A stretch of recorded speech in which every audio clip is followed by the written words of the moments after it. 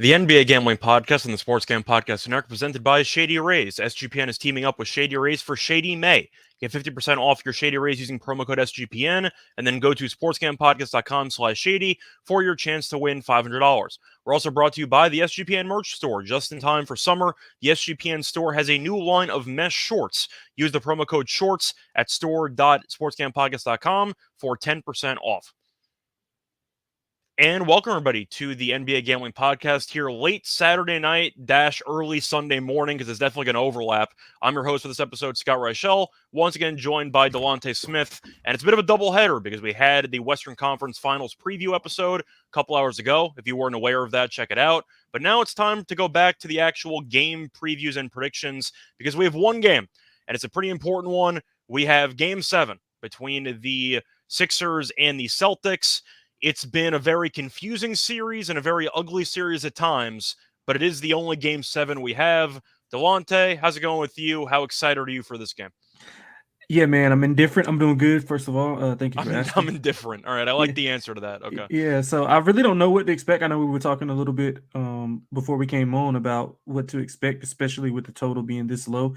Um, yeah, I mean, I can see it going a lot of different ways. I mean, I guess we'll get into that later, but yeah, I don't know how to exactly feel. Maybe I need to sleep on it. I guess that would be the saying. But yeah, I'm indifferent. I don't really know what to expect. I can just see it going various ways. So long answer to say I don't know.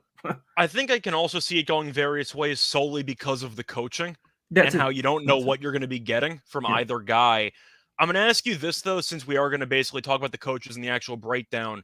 In other words, does momentum even matter in this series? Because it feels like we've gotten constant switches. Home court's been basically irrelevant this entire series. Does momentum exist in this series? It doesn't feel that way. No, I don't think so. I think it's totally irrelevant. Especially, I mean, we've seen both road teams. Well, both teams have won 2 games on the road, right? Yeah. So, Mm. I mean, home court's obviously not meaningful in this series, and both teams with the familiarity that they play with and some of the styles that they play. I mean, it's not much you can adjust to change. I mean, it's just about executing and being able to map out that specific game plan for this specific game. Now, I know the coaching is a big issue in it, and we'll get into that later. But yeah, I don't think, to answer your question, there's no momentum for either team. If that was the case, then after Boston got blown out on their home floor, they would have, been. We wouldn't be talking about this right now. We'd be previewing the Heat and the 76ers. But of course, that's not the case. And also, if the Celtics were any kind of consistent or had any kind of momentum, they would have ended it maybe a game ago. So I mean, who knows with this? It's a weird series, like you alluded to, but I think this might be one of the game least excited game sevens we've had in a while, as far as just expectation wise. I know the names are big, of course, I was going to brand say, wise. I don't know if it's a matter of expectations or everybody's fed up trying to predict what either team's going to do in a game That's in, fair. game That's out a better way to basis put it. That's a better that way to we put it. just don't even care anymore. Like, That's a better way to I'm put it. at the point, whether it's betting on player props or not, I hope both teams will lose because I hate these damn teams. I'm just going to put that on record. I can't stand betting on these teams. I just can't. It's so frustrating trying to expect coaches to make simple adjustments or what you think is simple, and they just don't do it. For example, I know Horford was pretty good defensively last game. I thought he was going to get his minutes reduced. I thought you might see more Grant Williams. And Horford played, I think he played 39 minutes and he still couldn't hit a shot. Like it Right. was just Nothing. nothing. There Nothing. were no adjustments at all. Tatum helped bail out the Celtics, and the Sixers scored 3 points in the final 5 minutes and 56 seconds of Game 6. But I do think momentum, since I posed the question, I think it matters maybe on a player basis. I think it matters a lot for Jason Tatum because Yeah, Tatum that's was true. really, really underwhelming, especially in the first half for a couple of games in a row. And he was on pace for an all-time stinker, especially if the Sixers won that game. That was I don't want to say legacy-defining game, but that was a game that would have lived on in people's memory of Tatum for the rest of his career. And then he had a massive fourth quarter, hit a bunch of threes down the stretch, and he kind of saved his legacy, quote unquote, at least until Game 7. So if I think momentum plays a factor, I think it would play a factor for individual players. And I think game 6 had the biggest impact, obviously, on Tatum, who caught fire late in the last couple of minutes of that game. Yeah, I can totally agree with that. And I also think momentum for Maxey in that game 5. I thought he played extremely well. He combined for he scored 30 in that game. I think he only combined for maybe like 34 in the previous games. So he's had 30 and I think 26 was his last outing in game 6, if I'm not mistaken. So he's being a lot more aggressive. I think he's building on something and actually letting him initiate some of the offense more and allow Harden to become somewhat of a spot up shooter, which is, I think, the best recipe of their offense. It makes them more than just one dimensional. Because as we've been talking about all year, Harden doesn't have the burst. He doesn't have the ability to be able to go past people like he used to. So I think Maxey on the ball is a lot more difficult to deal with than having Harden dribble the ball when he's pretty much predictable as what he's going to do. Yeah, but I feel like just mentioning the momentum, I think it matters more for a player Yeah, basis that's fair. because home court hasn't mattered, as we've said before. And I still think Boston has split their last like 18 home playoff games or 16 home playoff games. So I do think that at the end of the day, it should be a matchup between, I don't want to say Tatum and Maxey comparing, but if you want to talk about who can build anything off of last game, it would be Tatum and Embiid. It would be Tatum and Maxey, and maybe a little bit of extra edge to Embiid, because in the post-game presser, he basically said, I need the ball more, and I do think he will be more aggressive moving forward. Now, is it going to matter? I don't know, because we've seen Embiid vanish in the late-game situations in his playoff career, but I was kind of happy in a way as a basketball fan that Embiid realized either the team needs to get him the ball or maybe he needs to demand the ball more, but at least he recognized the urgency of him carrying the team moving forward. Now, it's a problem that they had to punt the game 6 at home in order for him Right. to figure that out, but at least he figured it out at some point. Yeah, I'm agreeing with that. I mean, I don't know if he it's kind of a mix. It's hard to distinguish whether a player is just not does not want to be involved or Well, if his Philly was teammates. lost for the last Yeah, 5 minutes of yeah. regulation Well, defensively, either I'm way. thinking it's a lot more clear with certain teams. Like Yeah, with the Jalen Brown thing, I can notice him not really being engaged and yeah. being, fully like he is in the first quarter. Like if you watch him from the first quarter down, it seems like he's not wearing down, he's not tired. It's just like he loses interest. And I don't There's know not a if certain that's intensity level that's consistent right. for 48 minutes with Right. Jalen And I Brown. mean you shouldn't have to have it's the playoffs. Every game matters, every minute matters. So it's not like, it's the regular season where you can take plays off or whatever. Now obviously these guys aren't going to 100% all the time, but you get what I'm saying. Like from an intensity and effort standpoint, it should all be there. So I just don't realize that. I mean, I just don't see the aggression with some of these guys being at that high of a level and then trailing off. Now, to Joel's credit, like saying that is big. So the down part to that is, I mean, Harden's probably gonna have to get him the ball, but I mean, even if I think Boston will be content with Joel scoring, 40 to 50 if they lose, if those other guys don't get involved, and that's what's gonna happen if he gets 25 to 30 shots. Those other guys are not gonna get a rhythm. They're not gonna be engaged defensively, and I mean, their role players aren't playing well on the road either. Tobias, he's rebounding the ball well, but he's not scoring well. I was going to Um, get into Tobias' stats in a second, but I was going to mm, focus more on the main guys first. yeah. So I mean, I think it's big for Joel to get the ball, but I think it's more. I think it's better for him to get the ball in certain spots in certain situations versus just pounding him the ball like he's Shaq in 2000. If you know what I mean. Yeah, but I do feel like if I had to place the blame, most people probably blame Doc for not game planning Embiid open. I'm actually just going to blame Embiid straight up. If you're the best player on a team, you should not need the coach to call plays for you in the last 5+ minutes to get a touch of the basketball. And it's not even just the fact that this is a one-time thing. We've seen this constantly with Embiid's entire career, and we saw it earlier this series. If you remember, in the one game they won in game 4 with that Harden three-pointer in overtime, PJ Tucker had to Yeah, straight up yeah, yell at Embiid in the middle of the fourth quarter because Horford was owning him for about a 3 or 4 minute stretch, and Embiid wanted nothing to do with the basketball, and he was being very passive. So I yeah. personally blame it more on Embiid. You can make an argument Doc Rivers should make sure that the ball automatically goes into Embiid's hands at least once. But Embiid, when you have had a hard time of actually closing out games in 2 of the last 3 games, not to mention the entire playoff career you've had with a decent amount of no-show second halves for Embiid, I'm getting flashbacks to the Boston series from a couple years ago or the Miami series from a year ago where Embiid just vanishes into thin air. I blame Embiid more personally. Yeah, I don't disagree with that, because if PJ Tucker's and one actually saved him, It did.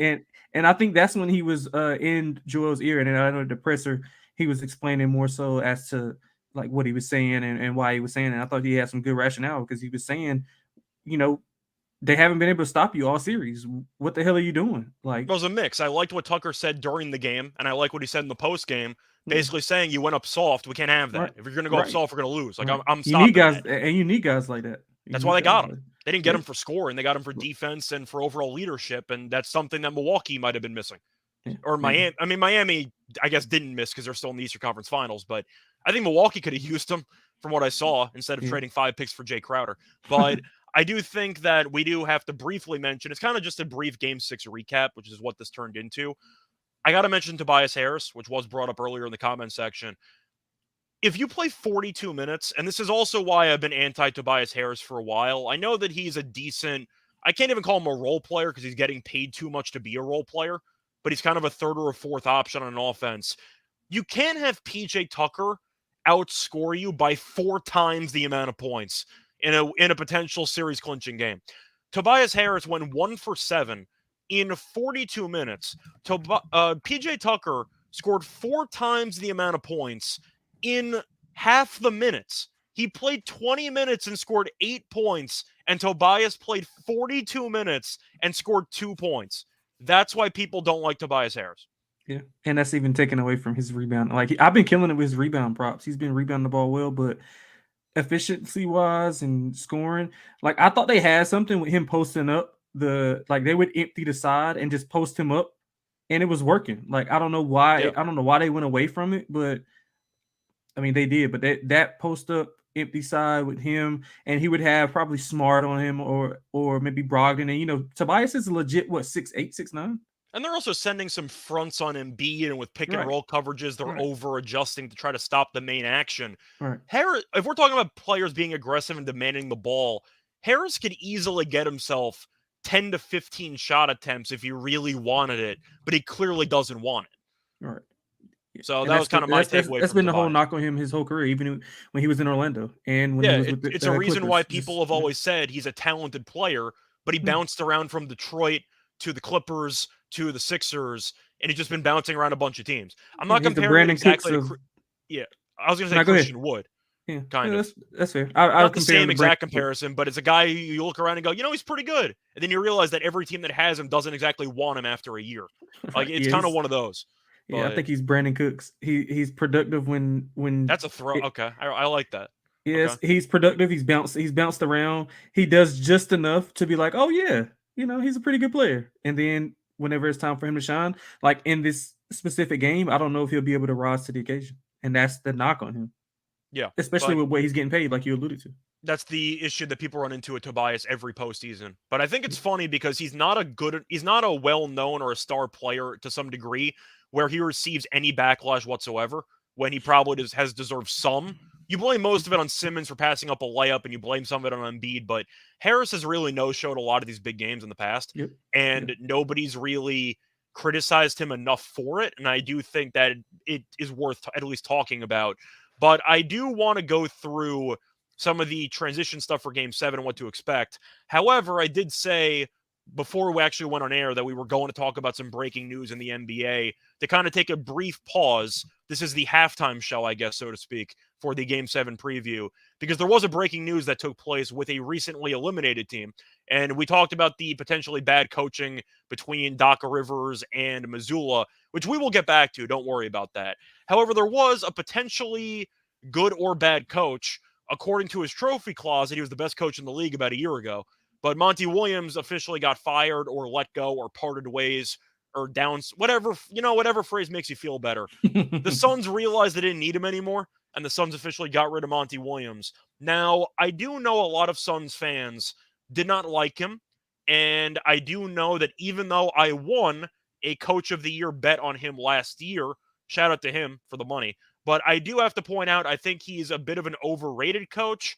Having said that, this seems extremely scapegoatish to me because I don't know how any coach, no matter how good you are, was supposed to win with this roster when your best bench player was arguably Landry Shamet.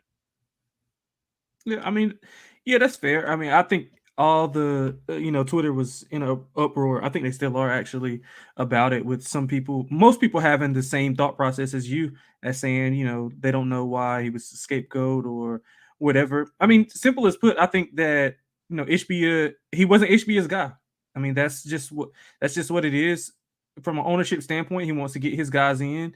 He wants to be in control. So Monty wasn't his guy. He got embarrassed in back-to-back years. Although he got there to the Western Conference Finals last year. He got to the Western Conference Finals and the got blown finals out a couple years ago.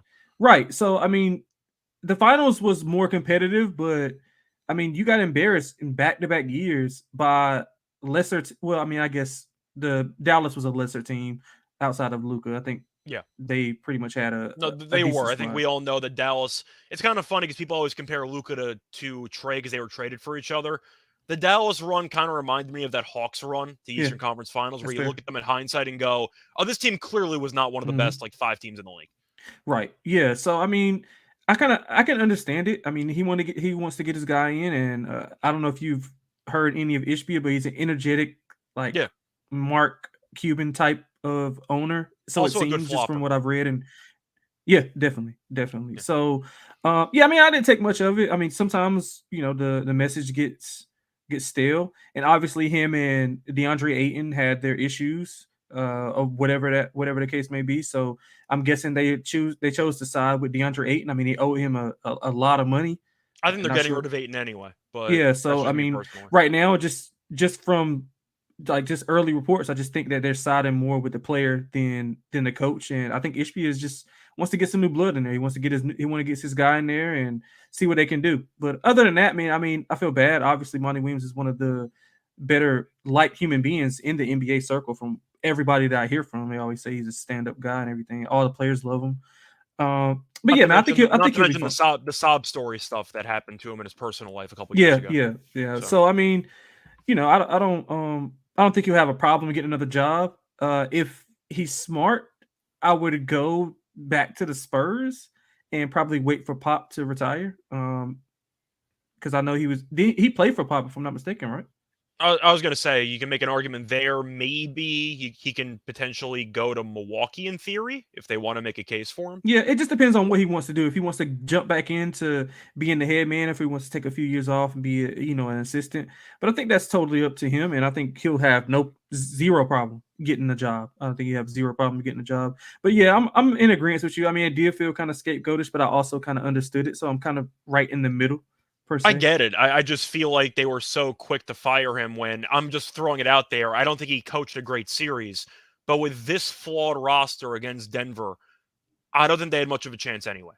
Yeah, and I mean he didn't have these guys, but I mean he had KD for 8 games, so It's the manner in which they lost Game 6. That's yeah, really why he got exactly. fired. I mean, And it's a matter of how they lost to the Mavericks with a better supporting cast. So yeah, it was I history mean, you repeating got to itself. They're tell it down two 30 at the takes. half in Yeah, each game. yeah, right. And then But not even. I mean, you can lose, but I mean, at least be competitive, and yeah, at least you know you got to show some kind of fight. It seemed like the game was over after the first quarter. oh, it was literally the exact same thing in back-to-back years. A home game for elimination. I know it was Game 7, but same idea. Down 30 at the half at home in back-to-back seasons. Like, I Mhm. get it, but I do think this Phoenix roster was very flawed, and it seems like James Jones or Ishbia fired Monty Williams to save his own ass. Yeah, that's fair. That's how I see it. But I do want to at least pose a question here, which I posted on my Twitter about a month or so ago, or no, about a couple weeks ago. And it's kind of a running joke because I used to do a live show every day on a different channel where we talked about some sports topics every day, whatever. And a common theme, which I got a bunch in the comment section, was people acknowledging how much I dislike coaches in sports and how I think there are so many bad coaches out there. They're getting paid a bunch of money. So I asked this question on Twitter, and I'm just going to ask you this right now. I said there's a running joke that I dislike about 80% of coaches in sports. Serious question. How many objectively good coaches are there in the NBA? There are 30 teams. And I'm going to read off the coach of the years for the past couple of years. I'm going to ignore Mike Brown because this was this year, so he's clearly not getting fired. 2022, Monty Williams. 2021, Thibodeau. 2020, Nick Nurse. 2019, Budenholzer. 2018, Dwayne Casey. 2017, Mike D'Antoni. That means if you look at 2022 all the way through to 2017, the only head coach who still has his job is Thibodeau, and Knicks fans have wanted him fired for 2 years. Right. So I'm actually curious. Those are the winners of the award for the last 1, 2, 3, 4, 5, 6, the last 6 years, not including Mike Brown. Once again, how many good coaches are there in the NBA when 6 of the last 7 winners of the Coach of the Year award, the one exception being Mike Brown, who won it this year, got fired? How many good coaches are there?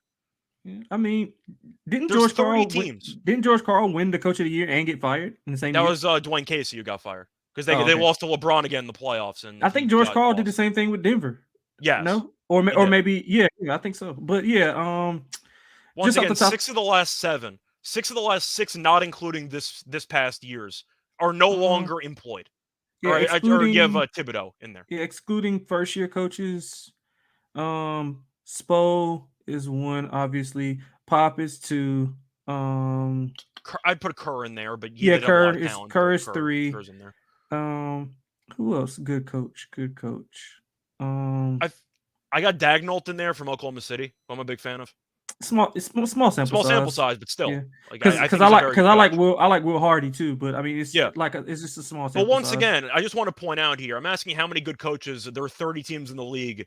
We're struggling at 4. Yeah, this is my point. And it's also like a third of the league has just turned over, so it's first year coaches. Yeah. So I see Bill's mentioning Ty Lue. He said Ty Lue can be an option. Yeah, I think he's overrated, but I still think he's fine. Yeah, I think Ty Lue's a good coach. So we're at 5. Once again, 5 out of 30, and we're digging to get to 5.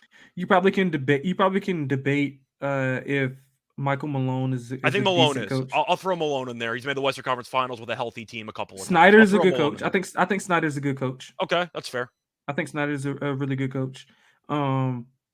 Udoka's a question mark because he coached for basically 1 year, so I can't throw that in there. Right. And I would say the thing about Udoka is I don't know how good of a coach he is, but I just know that he's an enforcer. And NBA players are used to being coddled. So when somebody is challenging and in their face saying like, what the hell are you doing? Like it's literally seen on camera him looking at Jason Tatum saying, "What the fuck are you doing? Mm-hmm. Like what are you doing?"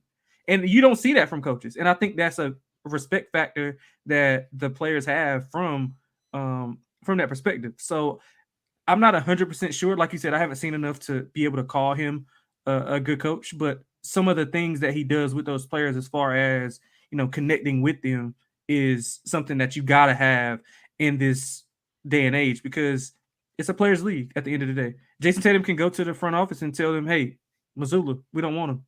You think they're gonna think twice? No.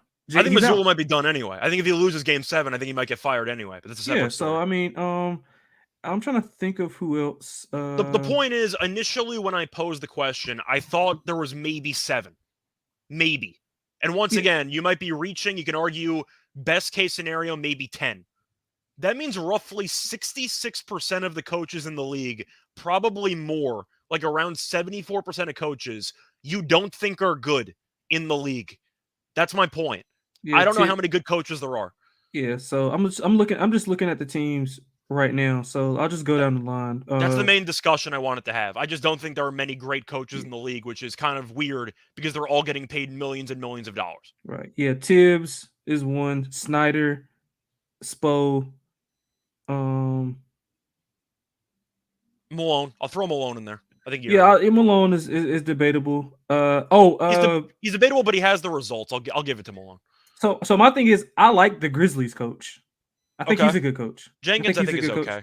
But yeah, I think the roster is very flawed, so you can't fully tell. But I think he's fine. Yeah, and I think the Timberwolves coach is okay. I think he's like borderline. I think he's okay. The roster is just not constructed to be able to win in After they today's blew basketball. all those leads against Memphis last year, I gotta temporarily put him in the mediocre category at this point. What about Willie Green? You think Willie Green's a good coach? Green's very, very tricky. I think he's okay, but I can't tell because Zion's never healthy and the roster's in flux. I think he's okay. I mean, his claim to fame is a dream run through the play-in tournament. Like he doesn't really have much of a sample size there. Yeah, I like Memphis's coach though. I do, Okay. but Once Memphis again, also 7 to 10. yeah. But I mean, it's debatable. Like I wouldn't like if you're saying like, oh yeah, I don't like him. I mean, I wouldn't like be like, well, I mean, you're an Yeah. idiot. But But including like, Mike Brown, 6 yeah, of the last 8 Coach of the Year winners are unemployed. all right.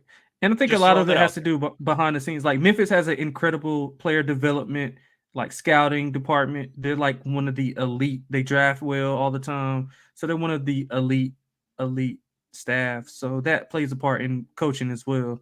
So yeah, man, You can I argue think it's a Mike good Brown discussion. maybe. Limited sample size because he struggled at every other place he was at in hindsight, but I thought he did a good job this year. Yeah, he definitely did. I mean, If you want to yeah, make a like case, it's like 4 or 5 coaches that did good jobs. Like yeah, the Thunder, the Jazz, with Hardy and Dagnall, and they yeah. did a great job. I I, thought that, yeah, for me, I think James Borrego is a good coach, but I don't know why Charlotte fired him to go back. I don't And blame Borregos at all for what happened because nobody right, on his team wanted to play defense, and they right, brought back a retread in Steve Clifford. But right. the point is, I wanted to bring it up kind of as a footnote, just to bring up a coaching discussion, because it is pretty funny that 6 of the last 8 Coach of the Year winners, the voted best coach of the previous season, is unemployed. I think that's pretty amusing. It's a funny footnote, at least. Yeah, that's that. But anyway, that's kind of what I wanted to at least discuss for the Monty Williams. But anyway, we went through briefly Game 6 in the Celtics series, and now we talked about the breaking news for the Suns. Now it's time to actually get into the Game 7 prediction and preview. But before I actually get into that, I do want to have a quick word from our sponsor. We are brought to you by Shady Rays. Shady Rays is teaming up with SGPN for Shady May. Not only do you get an amazing 50% off deal, but you also have a chance to win $500. Shady Rays has durable frames and extremely clear optics for outdoor adventures. That's not all. Shady Rays also offers the most insane protection in all of eyewear.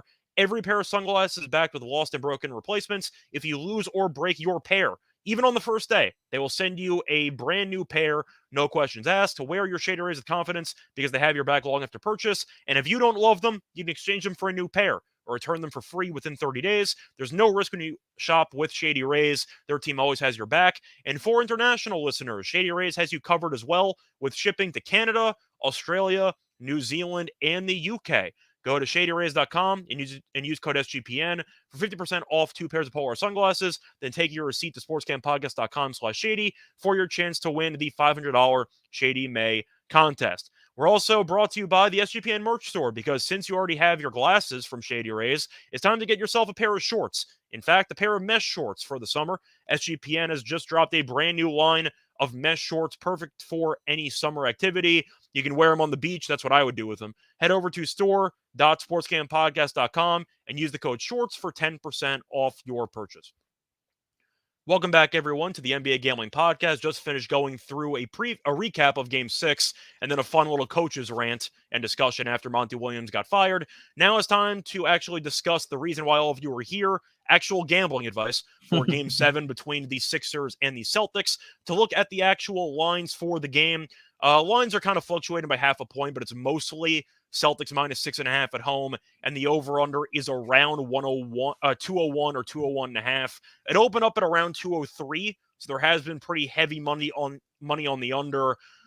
Delonte, I'm going to start with you, since we said that momentum doesn't really matter. What exactly do you think is going to determine this game?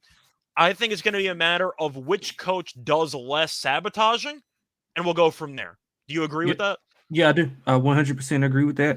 At the end of the day, I think players play, coaches coach, but coaches have to put the players in position to be able to be at their elite level. Now some of the times with the great players, it doesn't matter, but I think in certain situations it does against certain competition. And in a game like this, I think coaching is going to be extremely, extremely vital because it's obviously no tomorrow. So you have to press the right buttons at the right times.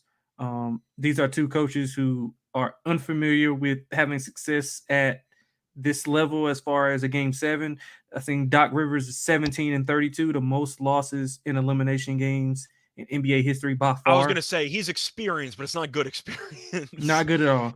And that's just elimination games. So let's say he's that bad, and let's say he could be down 3-0. I didn't filter it out to see like 3-0, or I think he was coaching back when it was a 5-game series also in the first round. So who knows with all of that, but he's not good. So let's just leave it there. He's not good in this specific set. But I mean, his opposite bench, he's not that good either. Now I think Missoula gets wrongfully criticized sometimes. I think he's overly criticized, I guess I would say. But some of the times he does have his issues. I mean, but most coaches have their It's issues. mostly the late game stuff for me. There are some moments where you want the players who've been in these big games before to actually just Right. take charge. Right. So And most that of my was my issues gripe. with Yep. Missoula are based on late game execution because he never calls a timeout in the final possession. It seems like Boston's Yep. constantly, I'd say, clueless on what to actually run whenever they have these big possessions where they should have some vague idea of what they at least want to do from an actual game plan perspective.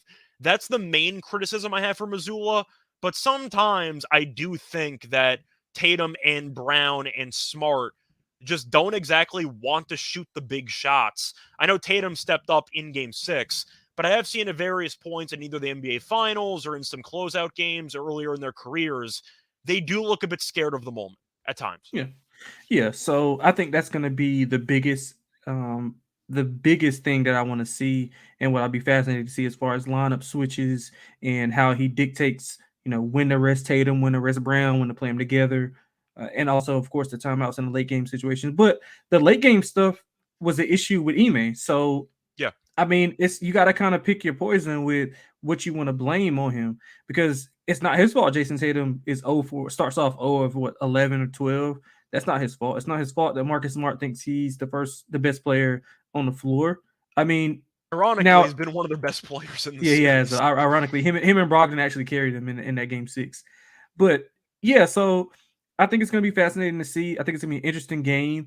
I'm leaning, like I told you, I'm leaning to the 76ers with a low total. With a total this low, it definitely favors the underdog. I think it'll be like you said, 1995, 2005 type of game. I think that favors this. I think that favors the 76ers. Would I be surprised if they win? Yes, I really would be surprised if they win, but I wouldn't be surprised if they covered. Yeah, so you mentioned Doc Rivers' 17-32 record in elimination games. I do have more detailed numbers on his game 7s in particular. There we go. He's 6-9 in his Mhm. career. 9 is the most losses of any coach in a game 7. He's never won a game 7 road game. To be Oh, fair, it's pretty difficult to win a game 7 on the road. I know Golden State did it against a pretty inexperienced Sacramento team, and Fox had the messed up finger. But still, that one I can understand, but still, he's never won a game 7 on the road. He's lost each of his last 4 game 7s by an average of 12 points. I just want to throw that out there as well. So, besides elimination games, he's particularly awful in game 7s. yeah. So, and if you want some more Game 7 stuff, Tatum and Brown as a tandem, 4-1. That's straight up. They're 4-1 straight up. Brown did win an extra game. In that he came off the bench. He wasn't really productive. I think they were playing the. Who were they playing in that game? Maybe the Cavs. They playing the Cavs, maybe. But either way, Wait, you mean the year that they lost to LeBron in the Eastern Conference Finals? no. It was a year before Tatum got there. Year Brown is five before and Tatum one. got there. Brown is 5-1 in the in game 7s, and Tatum is 4-1. Okay, I'm So like I'm like together, half drawing a blank. yeah, together they're 4-1. I can't remember the exact name, but you'll you'll notice that Jalen's stats are really, really low. Like he's only averaging in game 7s, he only averaging 14.7 points. That comes from early on when he wasn't as effective Yeah, in some of the that's in the usage. I series. mean, that's going to be a reason why. Right, right. So his usage has picked up later, and then he just hasn't been in many game 7s since they've been at this level that they are. So yeah, I'll be interested to see game 7 stuff. I mean, it's at the end of the day, I think it's gonna come down to coaching and execution. I mean, that's as simple as it sounds.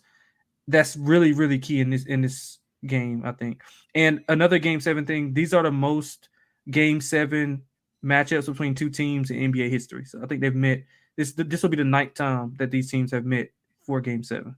That wouldn't shock me. You had a couple of them between Dr. J and Larry back in the 80s. That doesn't totally shock me. Yep. But Yep. I do want to ask you, though, since we talked about the coaching mattering, and it's kind of weird and kind of funny because we mentioned some of the Game 7 struggles with coaches and with like Jaylen Brown's numbers, etc. We didn't even bring up James Harden, who's like known for being a really bad Game 7 player. But that's mostly efficiency based. But Harden hasn't had much success in Game 7s. His point totals are okay, but it's because his shot attempts were absurd with the teams he was on. And the last Game 7 that I remember him being in, was that the Dort game? I think. Was it? No. The last one was whenever he was with your Nets. He was on the bad Nets, hammy. yeah. Well, he hammy. played 53 minutes. He was on one leg. I'll give him a pass. He had 22. He had 22 though. Yeah, 22. I remember he banked in a 3. He couldn't move. Yep. I actually give him props for that performance. But he played 53 minutes on one leg. I'll give that one a pass. The last game where he was fully healthy as an expected star was that OKC game, and he was particularly brutal in that one. But I do want to ask, though, so since we kind of been beating around the bush a little bit, time to actually get into the actual spread and total. 201 in 2023. We saw Game 6 die. That game landed 181. I'm on the under. I'm not taking it over. I know Philly historically under Doc Rivers, or Doc Rivers' career, his teams are especially bad offensively in Game 7s on the road. I'm on the under. I think Philly has a shot to no-show the game. I think Boston's got a shot to no-show the game. The point is, I don't trust either offense, and I've been yelling at Boston to play faster for the entire series, and they keep playing slower. I think the pace is going to be disgusting. I think the shot quality is going to be disgusting. I'm on the under. I'm not sure either team gets to 100 here. Yeah, I'm with you. I'm on the under also. If you notice in the series, the first quarters outside of I think Game 3 maybe, they've all been like in the 50s, like 51, 52. And then the game just dies down. Like so Yeah, it's the third and fourth quarters that have been really, really bad. So I compare Game 7s to first half of the Super Bowl. Nobody wants to make the big mistake. They want to run the ball, short passes. So I think everything will be timing, and nobody will want to take a bad shot. There'll be a lot of passes.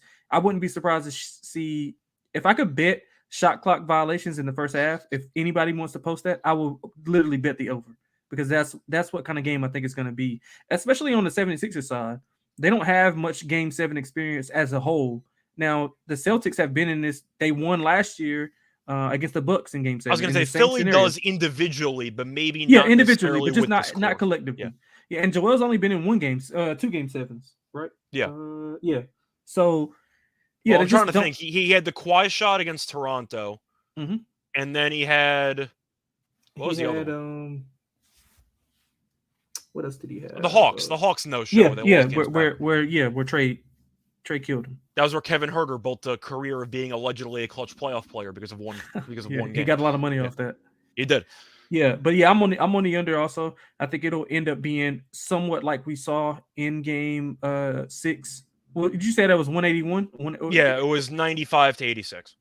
Yeah, honestly, I wouldn't be surprised if it's like 90, 84, 90, 85-ish. I think it's going to resemble 1990s, early 2000s scores. Yep. Now, there is a chance Boston blitzes them. There's always that possibility. No, it is. But it is. I think my favorite total would be Philly team total under. I really don't see a world where Philly lights it up on the scoreboard, especially with the slow pace they play at. I think Boston can. Maybe Tatum has another masterpiece. He built up some momentum from the previous game. Embiid no-showed the late stages of the fourth quarter in Game 6. We've seen him struggle in big moments, and Boston defensively might throw different looks at him. Harden, I think, is going to have a really bad game. Personally, I like the under 20.5 for Harden. It's one of my favorite player props because I do think there is a chance Harden defers. Because Embiid wants the ball more and because Maxi's been great, I can see a world where Harden only attempts like 13 shots and he just tries to defer and let the other guys cook.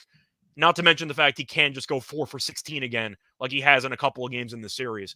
But I like Philly team total under. I know it was at like 97.5. I'm sure it's lower than that now.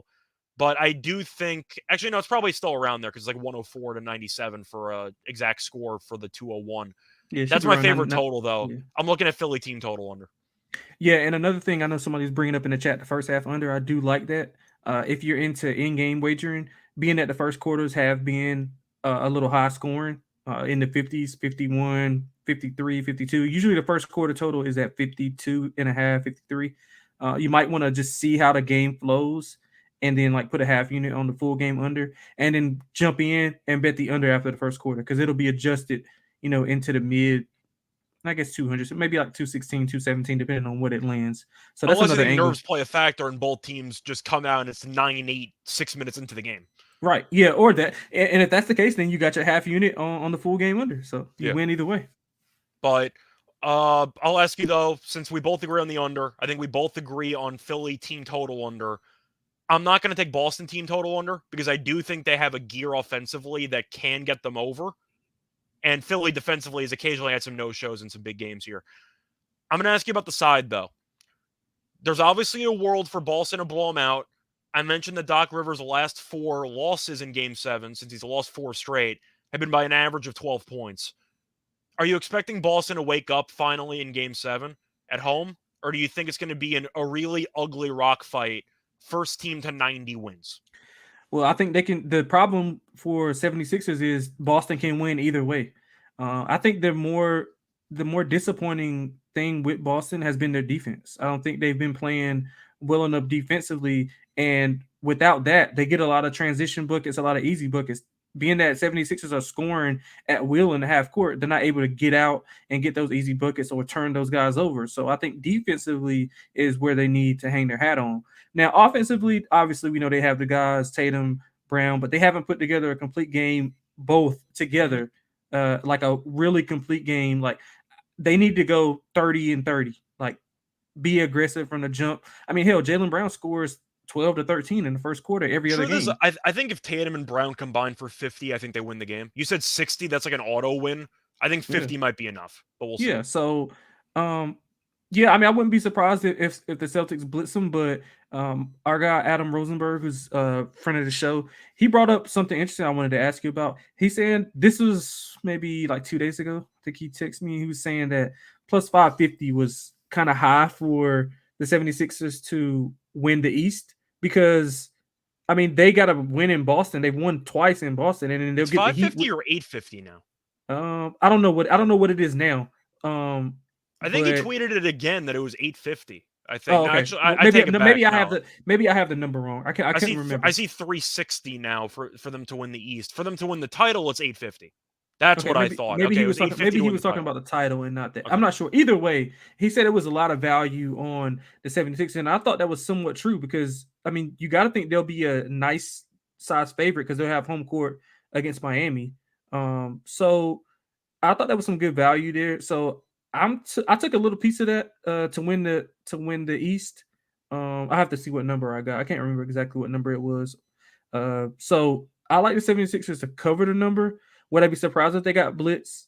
No, but I put my money on the low total, it being an ugly type of game, and Doc Rivers finding a way to maybe blow the game, but not the cover. That's fair. I personally think, obviously, with a low total, it automatically favors Philly to cover the number because you have less points overall, so you have every point's more valuable. And once again, Boston's team totals hovering around like 100 or like 104. So I do think based on where the total is, values on Philly. The problem is Doc Rivers' history in Game 7s. And I've seen this Philly team roll over too many times in these big games. And I do think this team's going to have a massive scoring drought at some point in the fourth quarter.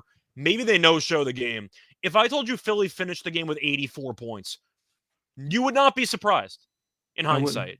No, I wouldn't. That's the problem that I have. So yeah, I think I'm going to lean to Boston. I hate it. Like, I really, really hate the side. There's no chance I bet the side. I think there's no value on the side at all. So I'm going to ignore it. I think if you want to go for a side, honestly, take an alt line. Because if Boston's going to cover, they're going to win by 15. Like, Philly's either going to keep this game close or they're going to no-show the entire game. Yeah. Do we agree on that? Yeah, I do. I do agree with you on that. I would look at Boston first quarter. They got to come out with a lot more energy than they have been in this series. I think Philly has gotten the best of them. Maybe not covering wise, like as far as covering the number, but they've been competitive and more energetic out of the jump. And I think that is kind of caught the Celtics by surprise because they come out with so much energy, even on the road. I thought they came out with more energy on the road, Philly that is, than the Celtics did at home. So I look for the Celtics to come out, put it on them early. I feel like the 76ers will withstand that run, take that initial punch, and be able to fight back and climb back into the game because it's not going to be many possessions. They're going to be efficient in the half court, and B's probably going to get what he wants. It's just up to those other guys. Now, if Tobias, Milton, I would love for Milton to get more minutes and for his shooting and spacing. Niang, if those Yang was guys are good last game. yeah, I thought he's been great this whole series. I thought he's been really Even good. I thought he's been really good he hasn't gotten defensively. torched that much. Yeah, he's been Yeah, solid. I thought he's been really good defensively. So yeah, Can it's he all take dependent up- upon can he those take- role players. Can he take a couple of Tobias Harris's minutes? Is that in line for potentially Game 7? I Or is he just the PJ Tucker replacement? No, I think excuse me, they're drag racing outside my fucking apartment. But Speaking of which, the new Fast and Furious 10 is going to be a 3-parter, so get excited. yeah, maybe they're filming it here. So Yeah, maybe. but yeah, so I think that it's in Tobias Harris's contract for they like have to play him a certain amount of minutes. It's all because of the contract. Right. Otherwise, he wouldn't be on the floor that much. But I was kind of just wondering, because I do think Niang might be a decent play for maybe threes if you think he actually gets a boost in minutes. I think Tucker's going to play a bunch of minutes in this game because at least you know what you're getting. You're getting consistent effort, which is something that you can't say the same for every other player on Philly. But Tucker at least gives you consistent effort game in, game out, and he's still your best option defensively against Tatum or Brown or whoever he wants to guard. And even rebounding, he gives you a boost. So yeah, he definitely does rebounding. Definitely. I think that's good. I think that's going to be a good point to actually segue on player props here, though. Yeah. So just to read off a couple of points props, I'm going to ask you what your favorite prop is anyway. But to read off the numbers here, Embiid is the highest at 30.5 points. Maxi's at 20.5. Harden's at 20.5. Smart's at 14.5. Tatum's at 29.5. Brown's at 23.5. Horford's at 7.5. Robert Williams is 7.5. Tucker's at 4.5. Tobias is 12.5. And Brogdon is 14.5. I'm sure you forgot about 90% of the numbers I just said. No. Did any of those numbers jump out at you when I yeah, said it? I like Maxi over. That was 20.5 if I'm not That's mistaken. 20.5 minus 128 to the over. Yeah. So I would probably play Maxi 25 plus. You probably can get a better number on that. So that'll probably be plus money, I'm assuming. Obviously it will be. So I think Maxi's importance in this game is going to be key for them. Without him, they don't have much going downhill. Everybody else is much of a spot up shooter type of thing. So I think he brings the aggression. He's unreal in transition. Unreal in transition. Like he blows by 2 or 3 defenders, like one on 2, 1 on 3. He gets to the rim with ease. His jump shot's been falling. I think he's shooting about 4 or 5 threes more than he was in the previous series. So I think Maxey has a big game. Also, like Harden under his points and over his assists. I was just talking to what is that, T Bills in the chat. Yeah, he was talking about Harden assists. I would play his double-digit assists, alluding to your point that he might be a little bit passive early on. Historically, he's been passive in Game 7s. He's had to take shots because he's the main guy usually. Right. But now he's not. And we also have seen him take shots without looking the most confident body language-wise. Right. So yeah, I like his points under and his assists over. Other than those are my 3 favorites. I was reading off the points. You can go rogue and take threes, rebounds, assists, anything you want from here. Yeah, no, I'll just piggybacking on Maxey. I like his threes. He's been taking a lot more. I think he took double-digit threes in Game 5. I think he put up 8 in Game 6. So he's getting up there. He's handling the ball a lot more. It's 2.5 and minus 146 on the over. Yeah, all right. Minus 140. I see 146 at one Jesus. book. Once again, I'm looking at one book. You can probably shop around and find better okay. ones. Yeah, that's crazy. Now, don't bet that. If you're out to do not bet that. I see Embiid is at over a half, and the over is minus 140. He's been taking some. Yeah, he has. Yeah, and they've been. And Horford sags off of him all the time. Yeah, they've been bouncing and just going in randomly. Yeah. But yeah, those are my 3 favorite. I'll let you give yours, and I'll just think of a few more after you get done. All right, so I'm going to stick with the basic ones here. My favorite one, I'm going to fade James Harden in a Game 7. If you look at his numbers this series, it's really, really funny because he had 2 insane outlier games, and he's been classic James Harden in every other game. So he went 17 of 30 in game 1, and he went 16 of 23 in game 4. To read off the other games combined, 4 for 16, 4 for 8, 3 for 14, 2 for 14, which means in the other 4 games, he's made a total of 13 shots in roughly, 52 shot attempts, I think? What is that, 24, 38? Yeah, 52.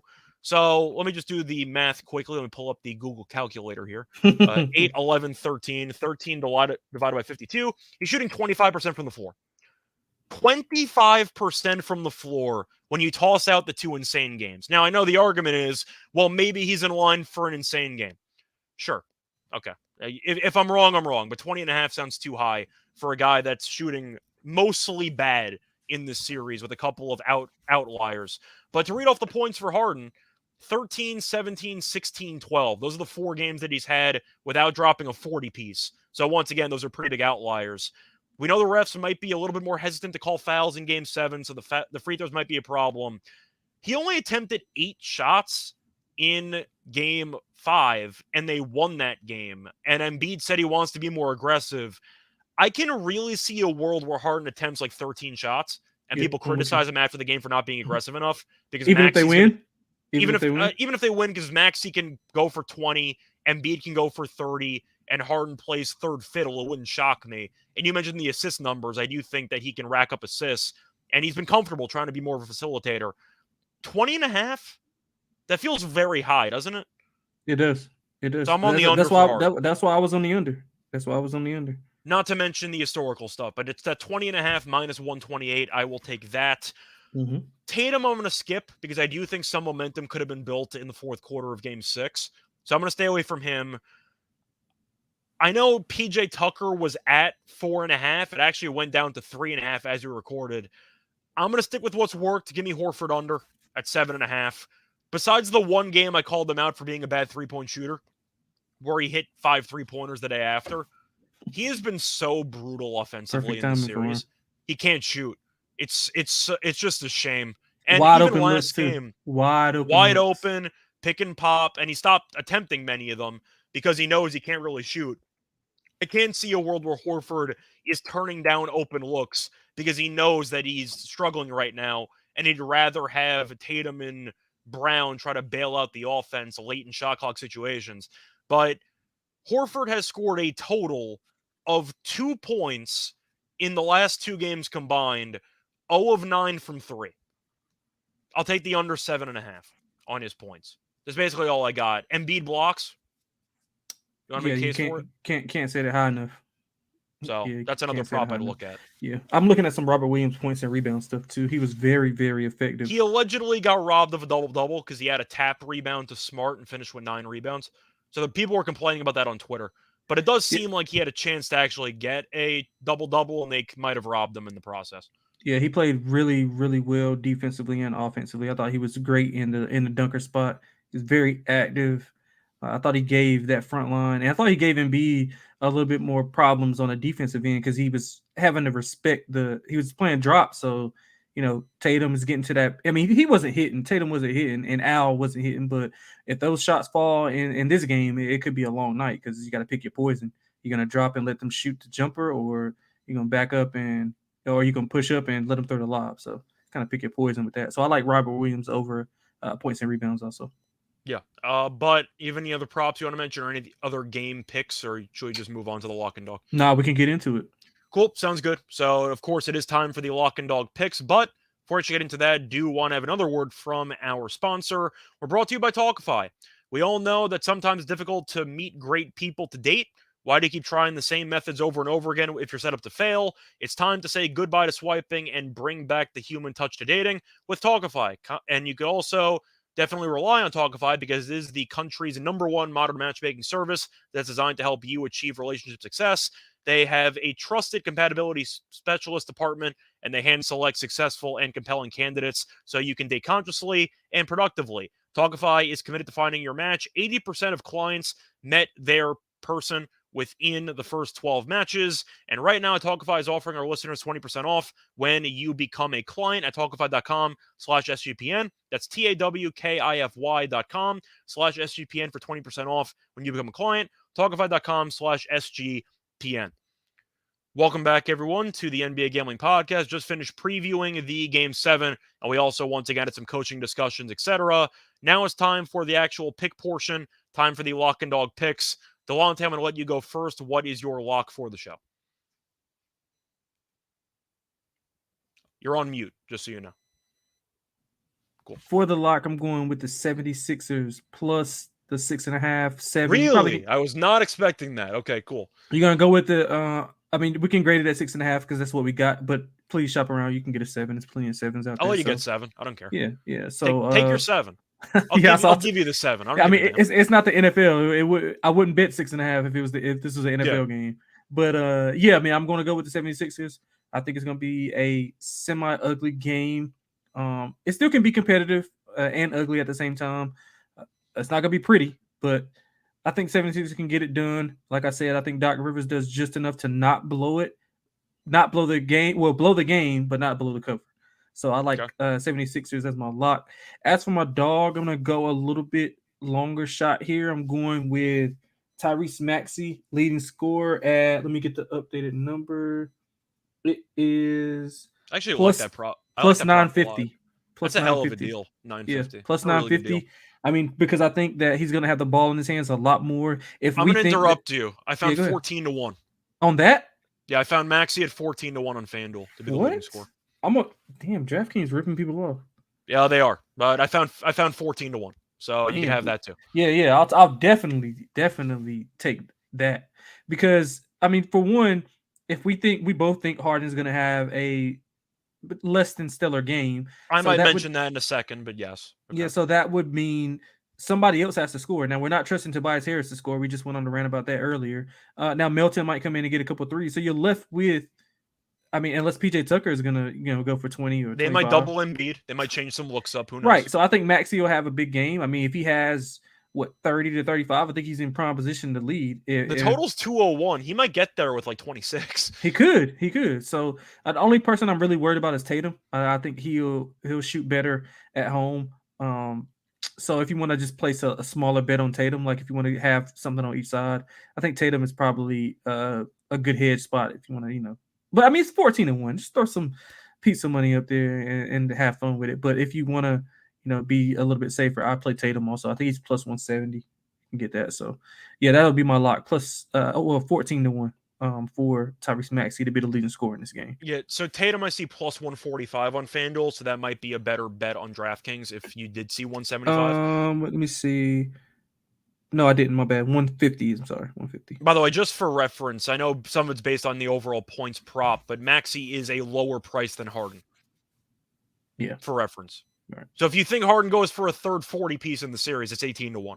No, I don't. So just going to throw that out there. I'm not taking it. Yeah, but I don't mind that Maxey look at 14-1. I know I got a profit boost on FanDuel. Maybe I'll throw a flyer on it. But anyway, turn that into like a 20-1 or 21-1 type of thing. But for my lock for the show, I'm going to go to the Sixers team total.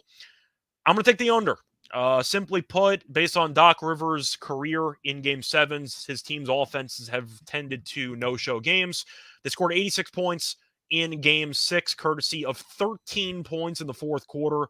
Once again, they had 3 points in the final 5 minutes and 56 seconds of regulation in Game 6. But I expect a very, very ugly pace. I think the game's going under, and I do think that Boston has a chance to maybe blow them out. Maybe they don't. But Boston's unpredictable, which is why you're taking Philly. I do think Boston's defense will show up for this game because I do think that a lot of Philly's players, historically speaking, have had that deer in the headlights look in Game 7s before. So I'm going to fade Doc Rivers, and I'm going to fade the main core, which I've seen struggle in big games before, by picking them not to score.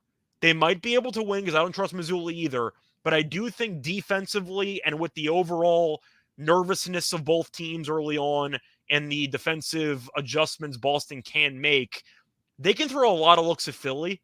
And if Tobias is going to no-show the game, and if Harden's going to have a bad game, and maybe Embiid only gives you 25 or maybe even 30, I don't really trust any other guys to step up besides maybe Maxey. That's the problem. I think Philly team total at a 97.5, even though, of course, it is low because it's below 100. I think it actually sounds a bit high to me. Like, once again, I think this game might be first to 90 wins. I'm not sure either team gets to 100. First to I'm going 85, Philly. man. Yeah, I'm going to say I'm going with Philly team total under. I think they finish with around like 88 in this game, somewhere around there. So give me Philly team total under as my lock. Yeah, love it. What are you doing for your dog? But for my dog, well, first of all, I was actually looking to see if I could find the exact price just for an updated line.